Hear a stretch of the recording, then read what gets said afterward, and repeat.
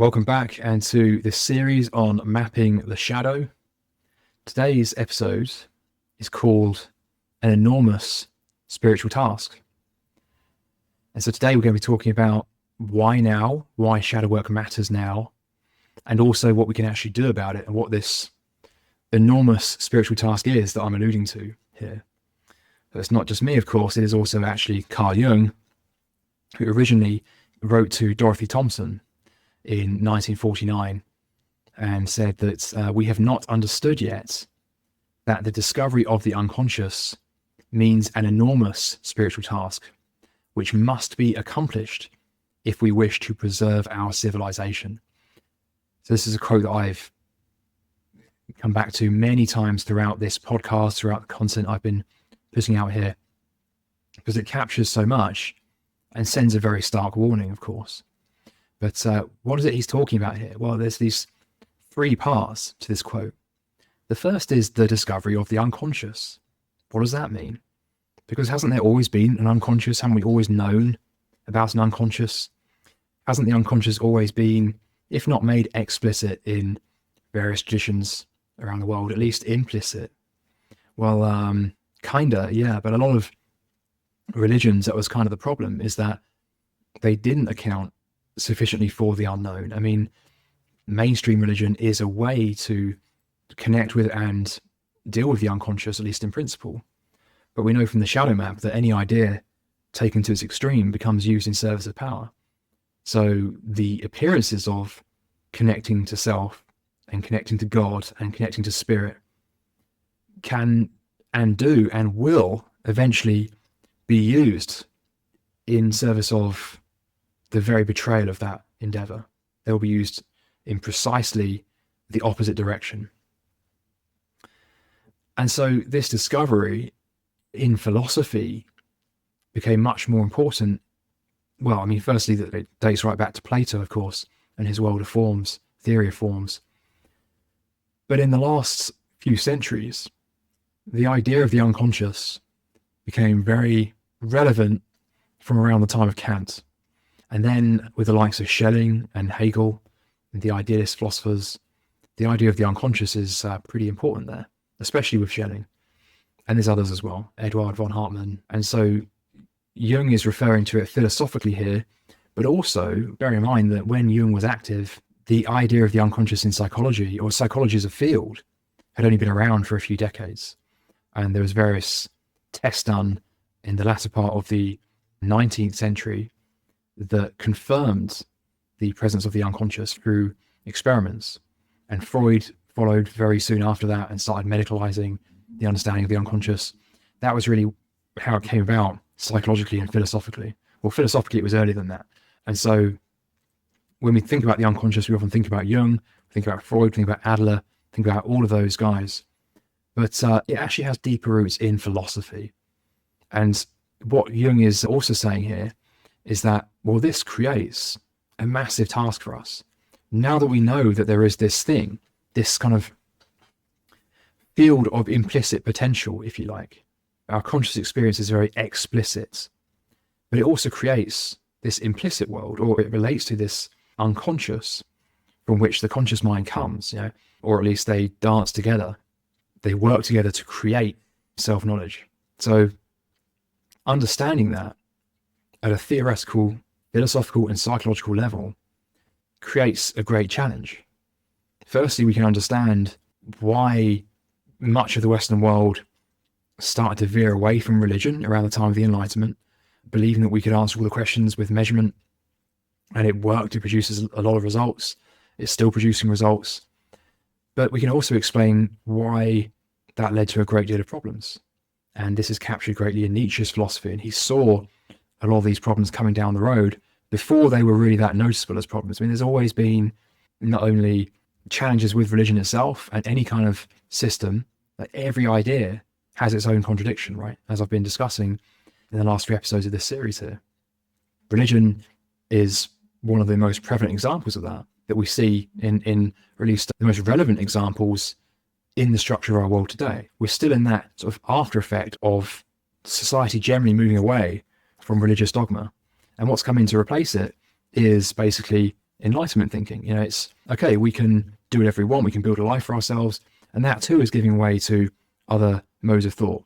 But the discovery of the unconscious helps us understand exactly why leaving religion behind, as there's nothing wrong with religion, that's not what I'm trying to say here, please don't misunderstand me, but societally leaving behind that kind of absolutist or even dogmatic approach to spirituality that often shows up in organized form.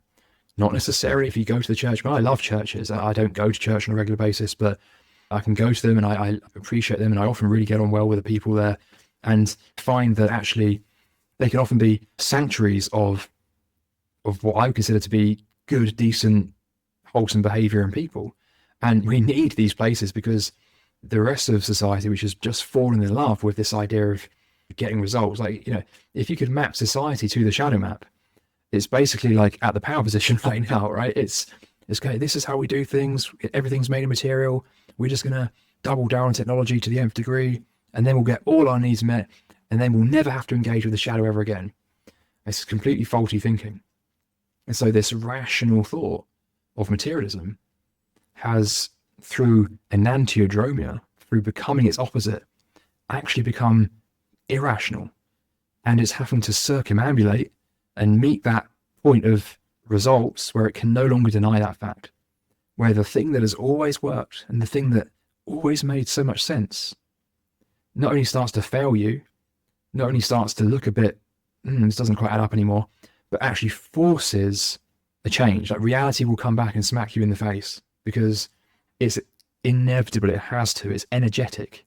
It's an energetic necessity that it does. And so we then have to encounter the very thing we've left out. So in the case of rational thought, that might be intuition or imagination.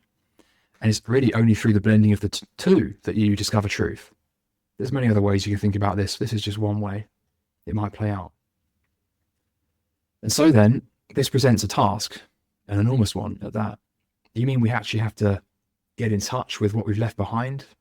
We have to confront our shadows, not only the ways in which we carry ourselves as a persona, individually, societally, and that has a dark side.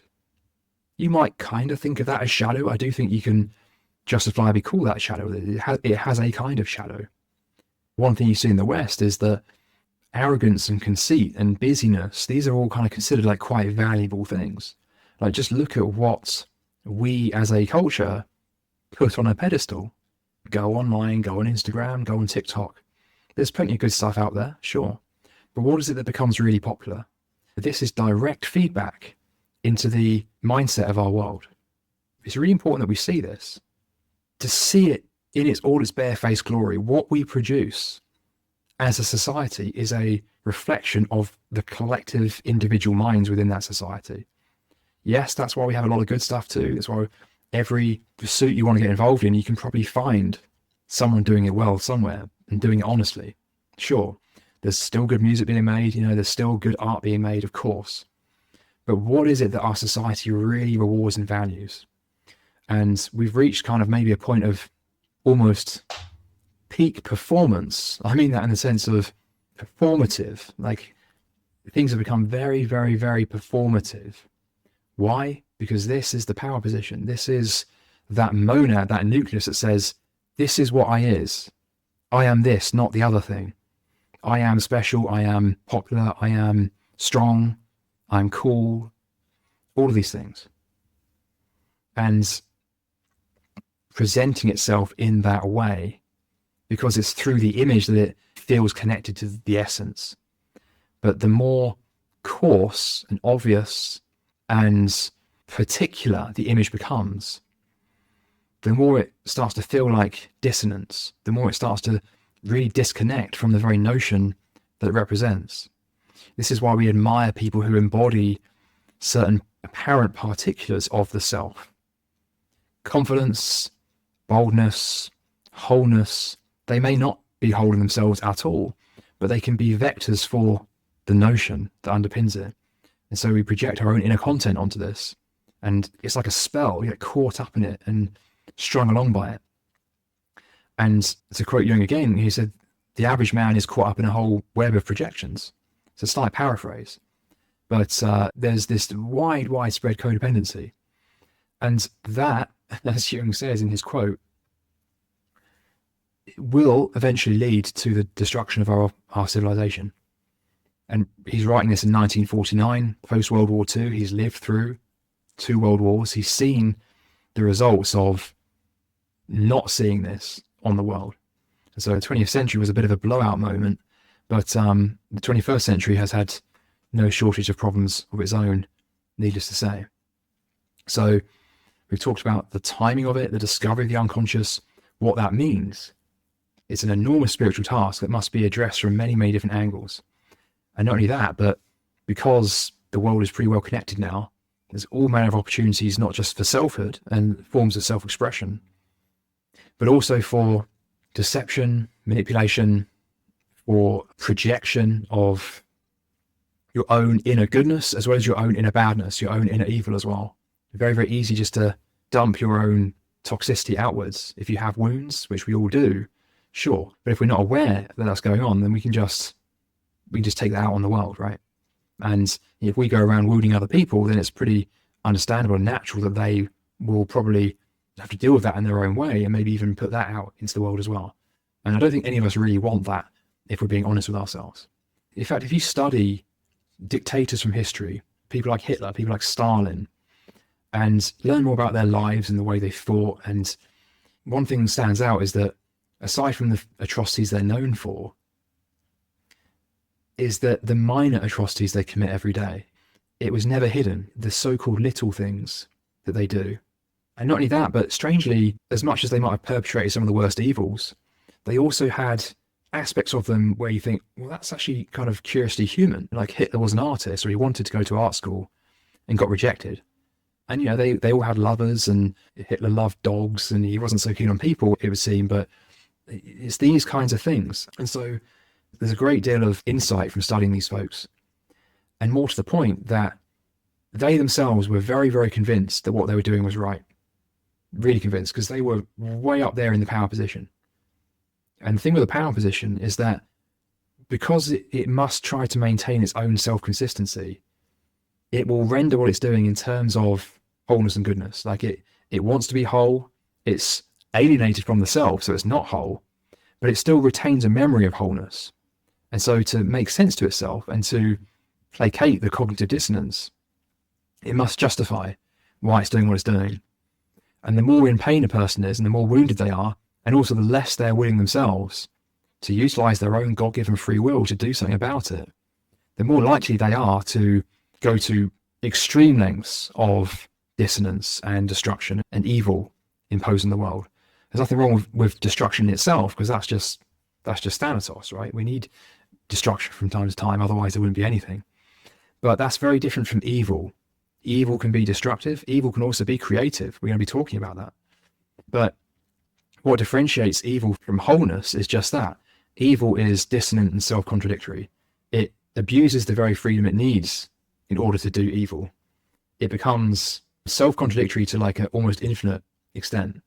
So that's why power contains shadow, because ultimately whatever these guys were setting out to achieve, they thwarted themselves, because the goodness they sought, they tried to achieve it through some of the most heinous evil things, and it's no longer goodness. The means are the ends. There are no means to ends. The very things you do to achieve said ends are what produce the very result. So you cannot create good through evil. A good tree cannot bear bad fruit. A bad tree cannot bear good fruit. So I'm going to share with you soon a little bit on my 7 habits model, because that's my best attempt to capture, in a kind of formulaic way, what this enormous spiritual task actually consists of. Like, what is it actually that you can do to do your inner work and outer work? That wasn't really what Jung was about. He was a psychologist. He was very focused on the nature of the mind and understanding the mind, especially shadow and especially archetypes. And the same can be said for his colleagues and also his mentor, like Freud. Freud wasn't really here to prescribe a way of doing things. In fact, neither is anyone, frankly, including myself. Freud actually was a little bit more pessimistic about the nature of society and the direction it was going. His last psychology book, Society and Its Discontents, or civilization and its discontents, very much talked about this, that actually the very makeup and structured, organized, repressed nature of society just must inevitably, in Freud's view, cause these blowouts from time to time. Well, I think there's some truth in that. I do certainly agree to an extent. And that's why you have this arc of transformation coming back to the self. This has to happen. This, in part, happens as a result of repression.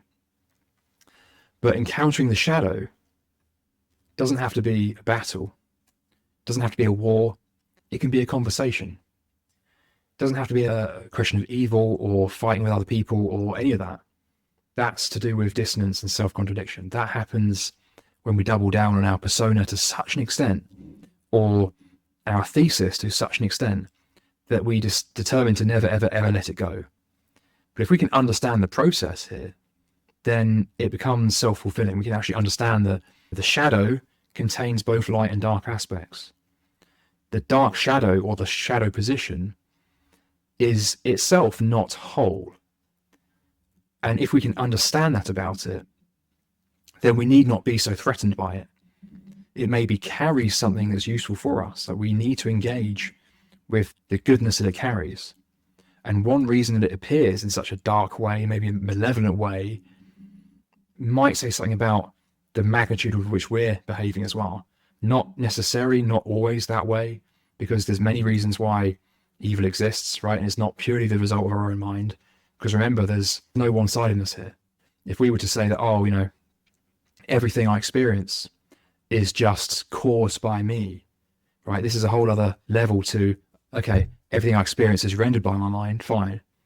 But is everything I experience caused by me? Certainly not consciously, that would be impossible. But also, let's be careful here, because that's also kind of one-sided. There may be truth in that. But if we hang out with that idea and believe it absolutely, that becomes our conscious thesis. Guess what? That creates a shadow. We then have to reconcile with the truth of the other side, that actually, not only do we not cause everything we experience, but actually some of what we experience is caused also by something else. There has to be truth to both sides, because there's no absolutes here. The moment we double down on a thesis, we create its opposite, and it will have to rear its head eventually. So then, back to Jung, he was saying this in 1949, and it's pretty stark, right? We must accomplish this if we wish to preserve our civilization. And the world has changed a great deal in the 76 years since he wrote this letter. Now, like a lot of Jung quotes, they just seem to become more and more relevant as we move deeper into the 21st century. So developing self-knowledge is the work, whatever it is we choose to do in the world, right? We're always learning about the self. And it's precisely the refusal to learn about the self, the avoidance of self-knowledge when it comes calling, that will lead to the destruction of civilization if that's what people choose, if that's what individuals choose. So what does that mean? What's next? Well, I'm just going to briefly touch on a little kind of Venn diagram I've shown here. Again, if you're listening on podcasts, I can explain this pretty simply. But basically, we've had this process here of, well, at some point, exoteric religion in general, was kind of the dominant force in our world, right? And that solved a lot of problems. It's how individuals engage with the deeper aspects of themselves and what lie beyond themselves. But that had its own shortfalls, and materialism, very broadly speaking, sort of cast a bit of doubt on that. And so, whilst religion enabled both engagement with the unconscious, the deeper aspects of ourselves, and it also covered aspects of conduct as well. Like it preached on how to behave. You must behave this way. Maybe we're not going to tell you why for now, but we just know that in this kind of society, we just better tell people what to do. We better agree on a set of rules. Because to a degree, some rules are better than no rules. All rules break down at their extremes. But it's better that we have some rather than none, at least at this stage. And so religion engaged with those two aspects. It helped people connect with themselves, and they wouldn't necessarily have thought about it in terms of the unconscious, but it provided an invaluable connection to it nonetheless. And it also established some kind of ethical framework so that society could form a base, society could flourish to an extent. But as materialism and other associated movements start to call some of that into question, it kind of tossed the unconscious to one side. Now, a lot of individuals, this is a very common thing, right? They kind of separate the two. So you might have a physicist who goes to church on a Sunday, nothing wrong with that, except for the fact that those two paradigms remain kind of separate, like they're not integrated. But by and large, the developments of materialism also threw out a lot of the benefits of religion, and maybe they had to a degree. Like, if you discover falsity in something, it needs to be discarded, right? This is what the dialectic does. And so modern society certainly also includes a great deal of reason and rational thought around such things. And it also maintains a degree of conduct. But engagement with the unconscious mind isn't really the remit of materialism. And so as people like Freud and Jung and von Hartmann came on the scene, we had psychology, and this brought back in this engagement with the unconscious. So these three movements, as I've classified them here, and the three aims, let's say, so the three movements are religion, materialism, and psychology. And the three aims are engagement with the unconscious, moral conduct, and rational thought. We need all three of those aims to be fulfilled. But the thing is that each one of those movements leaves out something crucial. Religion, and many would debate this, I'm not saying this absolutely, but in general terms, religion leaves out an aspect of reason that was covered by materialist thought. It's the very reason why materialism calls religion into question. Materialism leaves out this engagement with the unconscious, and psychology largely leaves out conduct. Now, it's not to say that the psychologists aren't moral, it's not at all what this is saying. It's simply saying that psychology is where reason and the unconscious meet. It's the science of how the unconscious works. It's other things as well, but the origins of psychology have their roots there. Like, if it's not dealing with the unconscious mind, is it really psychology? It may be some cartoonish version of it. It might be a sort of power-based version of psychology. But I would make the case that if it's not really discussing the unconscious, can it legitimately call itself psychology? Maybe. I mean, maybe the unconscious is implicit somehow. So a key point here is that each of these three movements or paradigms, by leaving something out, it's debatable to what extent they actually fulfill their own remit effectively. This is determinate negation again, right? So for example, if rational thought or a material society doesn't consider the unconscious mind, it's debatable to what extent it actually is rational at all. If psychology doesn't include aspects of morality and conduct, it's debatable how useful it really is as a psychology. And if religion doesn't include reason and rational thought, it's debatable how well it really helps with conduct or with the connection to ourselves. And so the centrum where all of these things meet, I would consider it to be individuation, selfhood, or even mysticism.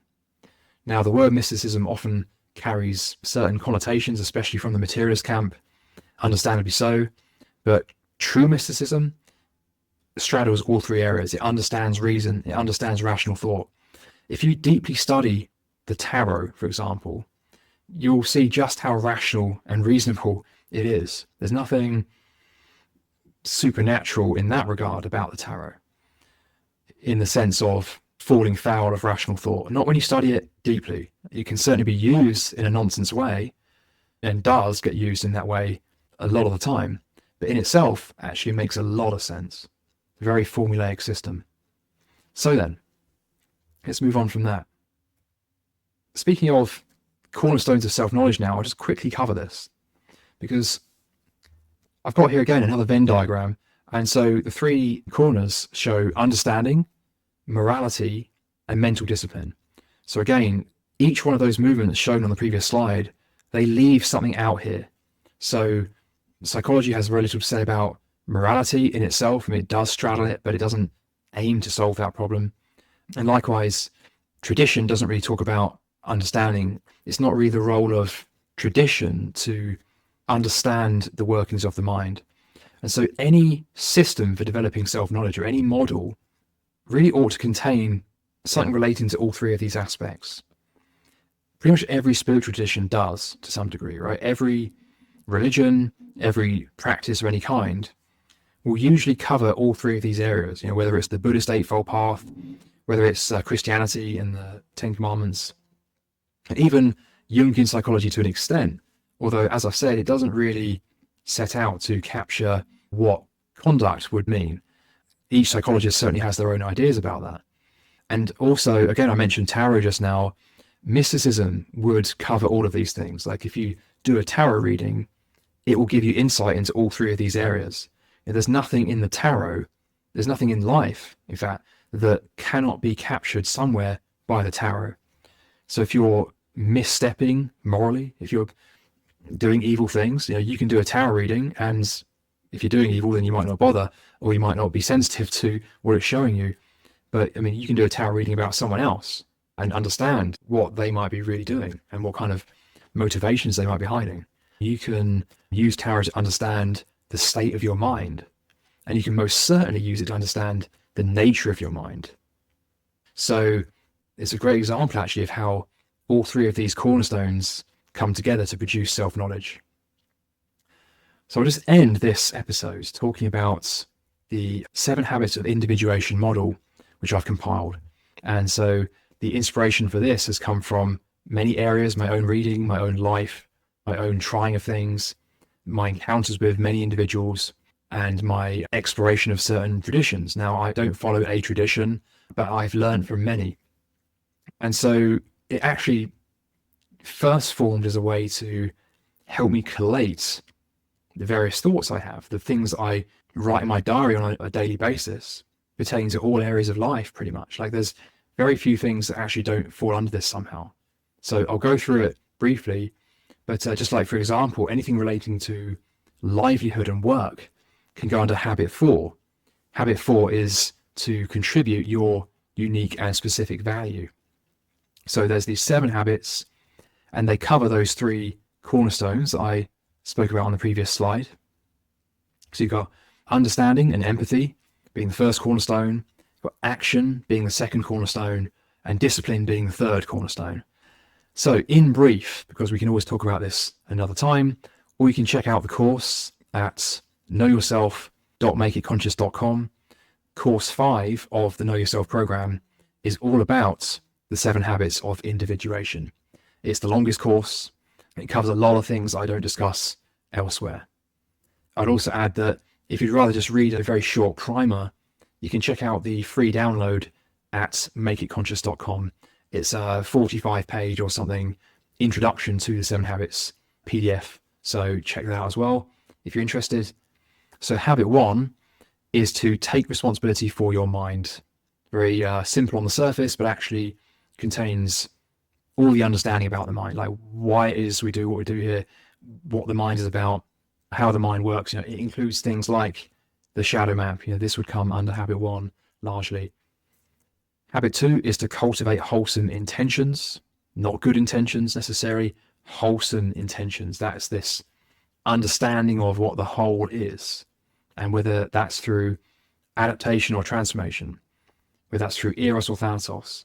It's serving the whole through your intentions, through connection, and through understanding your addictions to things and working with them to integrate. Third is skillful communication, truth speaking, speaking purposefully, not just speaking frivolously, and speaking empathically. 4 is contribute your unique and specific value. That's synthesizing your unique gifts with what people actually need in the world. So you're not just doubling down on one or the other necessarily at the expense of the other, but honoring both sides. 5 is manage your state, so using energy to manage your mental state. 6 is concentration. So this is the daily practice, or just daily awareness of paying bare attention to what is happening, having a clear comprehension of causes and consequences, what you're doing, what is that causing down the line, why am I doing what I'm doing right now. And finally, habit 7, dedicated inner work. So this is taking time out to actually do inner work, not only during your daily life, but actually setting aside time to do things like active imagination, to examine your birth chart, to do tarot, to self-reflect, and to meditate. This is all forms of meditation, whether they be yin style sitting meditation, whether they be more active yang style, whether that's qigong movement. And there's no magic formula to which of those to use when and how often, but I do suggest doing some combination of all of them on a daily basis. So with that said, hope you found that all useful. I will thank you for your time and attention. As always, if you've enjoyed this, found it useful, I'd appreciate a like, and feel free to comment, and I look forward to seeing you in the next episode.